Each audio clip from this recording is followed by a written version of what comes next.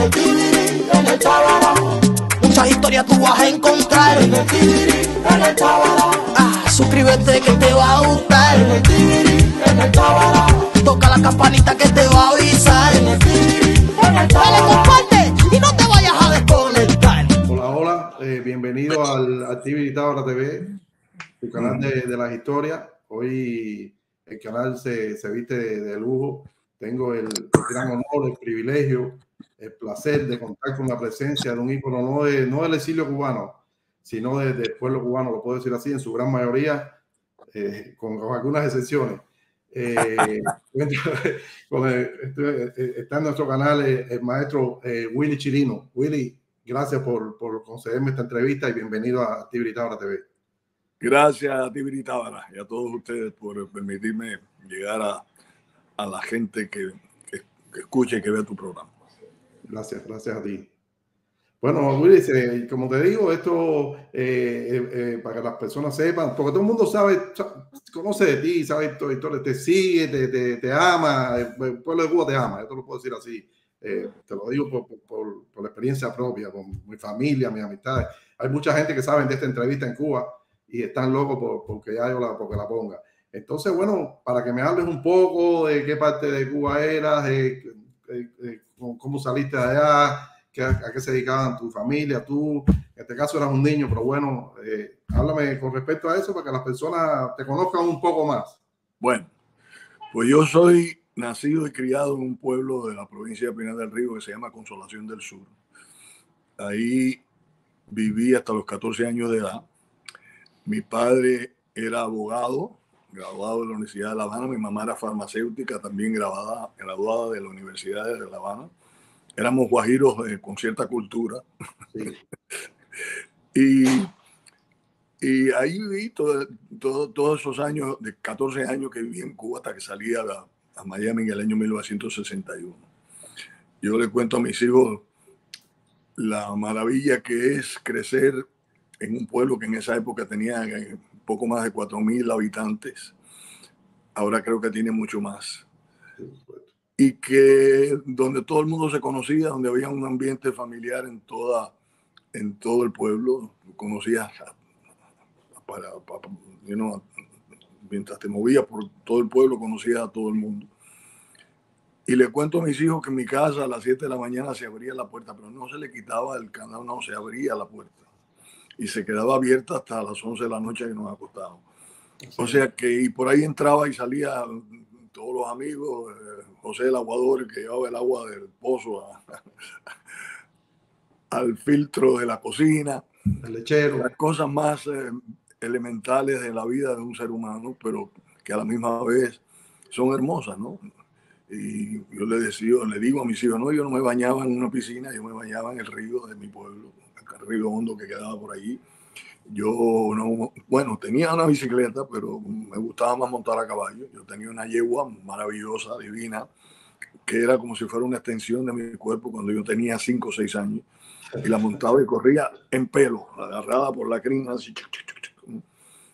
Y te repito, yo la sentía como si yo fuera un, ¿cómo se llama eso? Un unicornio, ¿no? Qué hermoso recuerdo. Parte de mí.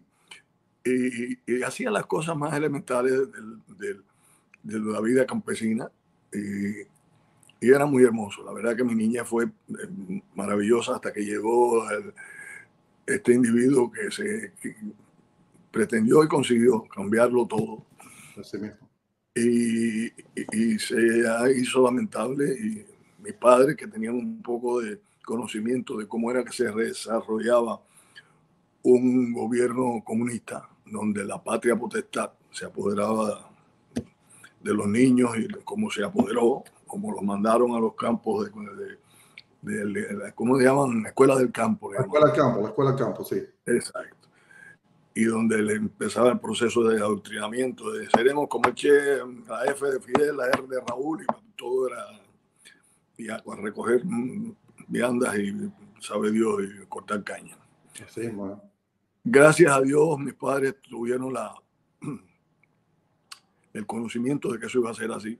Y antes de que eso sucediera, nos sacaron de Cuba a mí y a mis hermanos.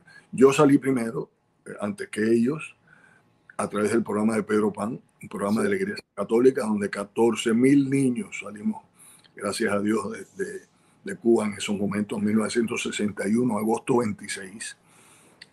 Y no tuve que vivir esos momentos tan desagradables que vivieron todos los amigos míos que se quedaron, mis compañeritos de cuando yo era un niño y un adolescente, que tuvieron que pasar por esa vida tan fuerte, ¿no? Yo a veces, hemos hablado de esto en términos de familia, comparo la calidad de vida de mis primos, que eran un poquitito más jóvenes que yo, pero más o menos contemporáneos, que se quedaron en Cuba, la calidad de vida de ellos y la mía, y no por yo ser quien soy, sino por cualquiera de los otros amigos míos de mi pueblo que vinieron a Estados Unidos. La calidad de vida de ellos comparado con la de nosotros es abismal, ¿no? ¿Tenías familia aquí en Estados Unidos o no tenías a nadie? ¿Tuviste que llegar a la iglesia, a casa de...? Llegamos con el programa de Pedro Pan, donde habían varios campamentos donde alojaban a los niños. Ya te digo, fuimos 14.000 niños cubanos que llegamos a través de ese programa. Y yo tuve la suerte de quedarme aquí en la ciudad. Hubo otros, como mi esposa Lisette, que fueron relocalizados en otras partes de Estados Unidos. Ella fue a parar a lo que no había espacio en Miami de tantos niños. Me imagino. A un orfelinato en Dubuque, Iowa, con su hermanita, que en esa época tenía 5 años de edad. O sea que hay casos como el mío, que son los más privilegiados, vamos a decir, por suerte, ¿no? Del asunto de Pedro Pan, y otros que son más tristes, como el caso de Lisette y de su hermana, porque sus padres también, siendo figuras muy conocidas en Cuba, se les trabó un poco el proceso de salir y se demoraron casi 3 años, 2 años y medio en poder salir. Mis padres salieron 1 año después de que yo salí. Sí que tuviste suerte. Gracias a Dios. Más o menos ahí te di una orientación de cómo iba la cosa. Ya. Y bueno, me imagino, cuando tus padres llegaron, bueno, me imagino que para ti fue eso, es como vaya, renacer de nuevo, porque no estabas acostumbrado a estar lejos de ellos, no tenías el idioma, imagino. Fíjate qué cosa tan interesante. Siendo, te repito, hijo y nacido y criado en un pueblecito pequeño donde todos nos conocíamos, y de pronto nosotros íbamos a La Habana 2 veces al año, una cosa así. Y de pronto llegar a Miami, que en esa época no era nada lo que es ahora, pero para mí era una ciudad enorme. Y donde no hablaba el idioma, pero éramos acogidos por la Iglesia Católica. Nos dieron educación en La Salle, un colegio privado católico, nos dieron albergue, nos dieron comida, nos llevaban todos los meses a comprar ropa a Sears, a una tienda, nos daban inclusive todas las semanas como $1.50, que en esa época era mucho más de lo que ahora, para gastos personales. Nos trataron muy bien y no nos faltaba absolutamente nada. Lo que nos faltaba, me faltaba a mí, era el cariño de mis padres, tenerlos cerca y el abrazo de la familia. Llegaron mis padres, los 2 graduados, como te repito, de la Universidad de La Habana, pero ninguno lo hablaba ni una palabra en inglés. Y tuvieron que acudir a los empleos más básicos, a recoger tomates en Homestead, a trabajar en una factoría en Hialeah. Mi mamá era waitress, o sea, camarera del restaurante. Y yo empecé a dar ya ahí mis pininos en el asunto de la música, tocando con una bandita en el colegio. Ahí un señor me vio y me ofreció un trabajo. 16 años tenía yo.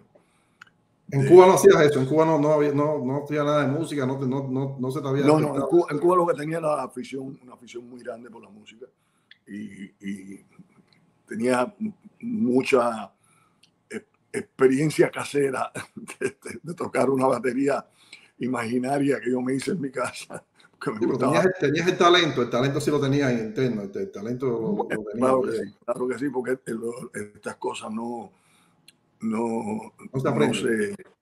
no se aprende. Yo aprendí en la universidad de la calle y te digo de la calle porque cuando ya yo tenía 5 o 6 años, a 3 casas de mi casa estaba una panadería donde se reunían todos los rumberos del pueblo y yo siempre estaba ahí alrededor de lo que pasaba y estaba fascinado con los tambores, con la música y seguía todos los patrones de cada cual. Y me envolví de eso desde que tenía 5 o 6 años, de la conga cubana, la conga. Y aprendí a tocar ciertos instrumentos desde entonces siendo muy niño, pero nada más que una afición, nada más. Y la batería, como te explicaba, que tenía una batería imaginaria que en mi casa y practicaba, etc. Cuando llegué a Miami, pues ya en el high school, en La Salle, con unos amiguitos que tocaban guitarras, hicimos una bandita de rock.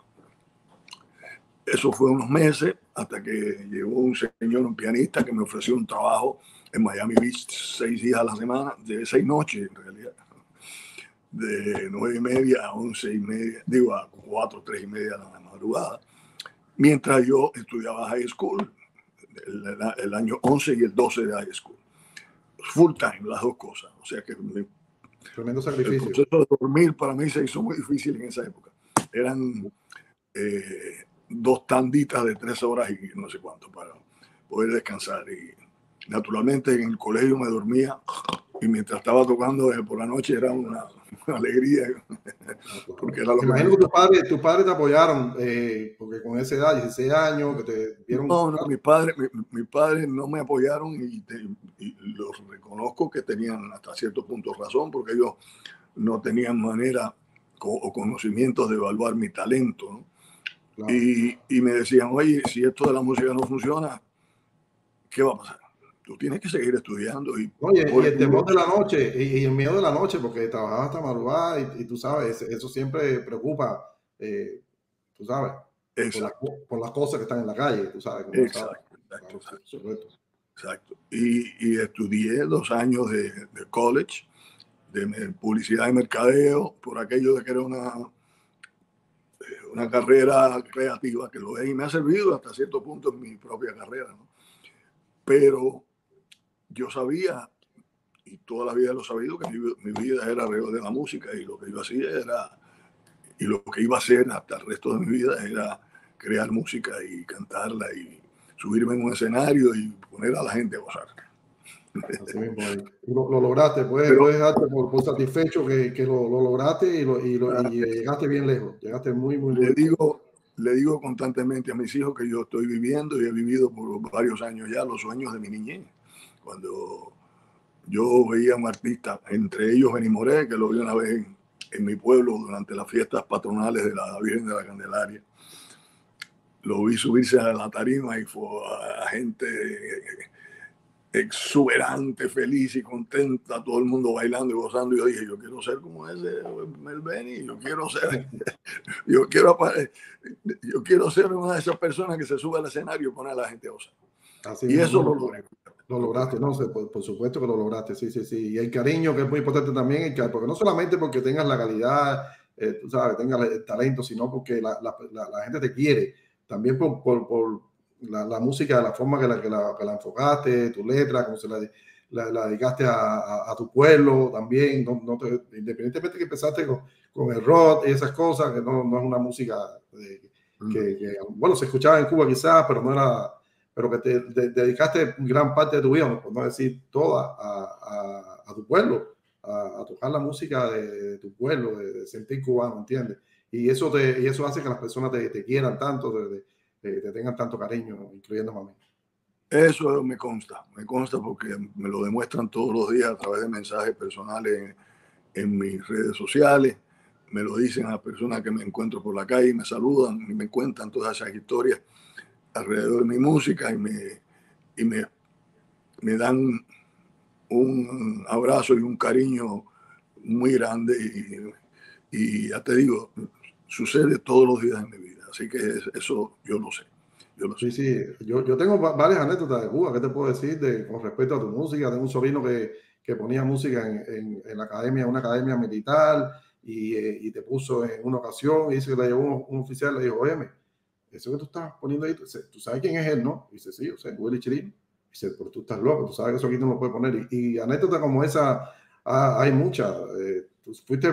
Te pasó lo mismo que a los Beatles, o parecido. Estaban prohibidos, sí, parecido. Prohibido completamente, por lo menos en las fiestas públicas. Inclusive te poníamos en la casa cuando hacíamos los bochinches, las fiestas y eso, y mucha gente se tomaba el atrevimiento de llegar y decirlo, tú sabes, de CDR o un seguroso de esto. Oye, tú no puedes poner esa música aquí, tienes que quitar esa música, tienes que quitar a Willy Chirino. ¿Tú sabes lo que es eso, bro? Que te limiten a, bueno, ¿qué te puedo decir? Me han contado infinidad de anécdotas como esas que tú me cuentas, pero en fin, todos los días me cuentan algo alrededor de eso. Y gente que me cuentan cosas más personales alrededor de lo que ha significado mi música para ellos, que claro, tantas cosas muy lindas, no vamos a... No, ¿para qué? El viene llegando es un himno, tú sabes, que ahora sirve a reversa, ya viene llegando, pero para acá, sirve para ambas orillas, te sirve para ambas orillas, porque aquí se puede cantar igual, ya vienen llegando, pero los cubanos para acá, ¿entiendes? ¿No? Bueno, en realidad la canción lo que dice es ya viene llegando. Sí, yo sé, la libertad, yo sé. Mucha gente le dice ya vienen llegando. Sí, es lo que todo el mundo canta, pero ya viene llegando la libertad, yo sé. Exacto. Yo sé, así mismo. Bueno, pues... Dale, sí. Estoy agradecido de esta oportunidad de hablar contigo, con tus oyentes y tus suscriptores y Tibiri Tábara. Así, mi hermano, te puedo decir, el canal estuvo en pausa. Esta es la primera entrevista que hago con esta segunda temporada. Estaba esperando precisamente hacértela a ti, porque yo estaba convencido, ¿sabes? Cuando uno quiere lograr algo, uno se enfoca y lo lucha hasta que lo logre. Eso fue lo que me pasó contigo. Te agradezco una vez más que me hayas dado esta oportunidad. Ya te digo, empiezo esta segunda temporada del canal contigo, que estaba esperando eso. Estaba esperando esto mismo para que es una motivación, una gran motivación. Y de verdad que te agradezco. Eres una gran persona, eres una persona que no se te olvida tus raíces, eres humilde. Y eso dice mucho de ti. Perdona que te tutee, pero es que te veo como si te conociera de toda una vida, porque en realidad te conozco de toda una vida, de verte, de escucharte y todo eso, mi hermano. Y bueno, ya te digo, te agradezco por esta entrevista que me diste, esta linda entrevista, que bueno, mucha gente quizás sabe de tu historia, pero ahora siempre es bueno refrescar. Y mi canal precisamente ese es el objetivo, porque las personas cuentan por aquí, cuentan por allá, pero no existe un lugar, un canal donde todo el mundo sepa que cuando quiere escuchar esas historias, esos testimonios de todo lo que hemos pasado los cubanos, algún día, algunas generaciones tendrán donde ir, quizás no esta parte, pero donde ir y decir, vamos a ver todo lo que pasa, que muchos no lo van a creer, porque aquí hay historia que te puedo decir, cada vez que sale un cubano sale una historia, así que con esto te lo digo todo. Y bueno, te agradezco una vez más por concederme esta entrevista, hermano. Gracias. Gracias a ti por la oportunidad y mucha suerte con Tibiri Tábara. Ya, bueno, yo tengo una forma de despedirme que es la de siempre y bueno, la voy a usar de nuevo contigo. Yo digo que recuerden que cuentas claras conservan enemigos. Gracias, Willy. Vale. Ok, me gustó esa. Gracias. Gracias. Gracias a ti.